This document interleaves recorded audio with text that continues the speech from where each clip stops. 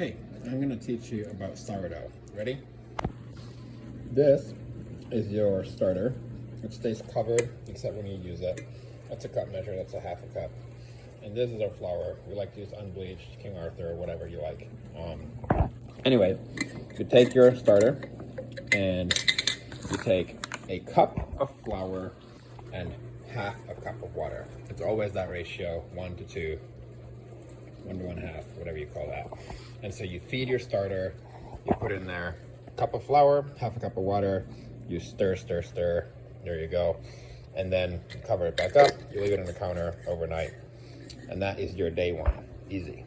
All right, day 2, at this point your starter should be all puffed up. So you're gonna take half of the starter that's in your jar, and you're gonna put it in your bowl, along with 1 cup of flour and half a cup of water.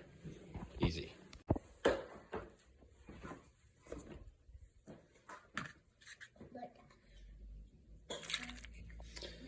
And then you just stir, stir, stir. And that ratio is always gonna be the same. 1 cup flour, half cup water. All right, so there is my dough. I'm gonna cover that. I'm gonna let it rest until the evening, preferably in a warm spot. Johnny just got this oatmeal. And the starter, I'm gonna cover that. I'm gonna put it back in the fridge until the next time I make sourdough, which means either next week or just whenever. Okay, day 2 evening.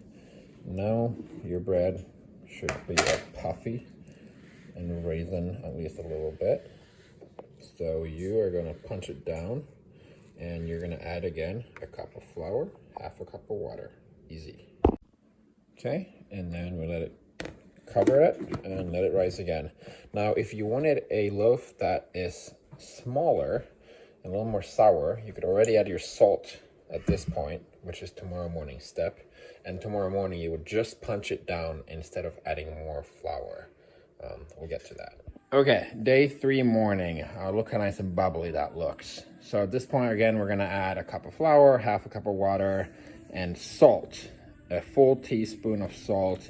You can also put some oil in there. It'll stick a little less to your pan. I like the flavor, you don't have to.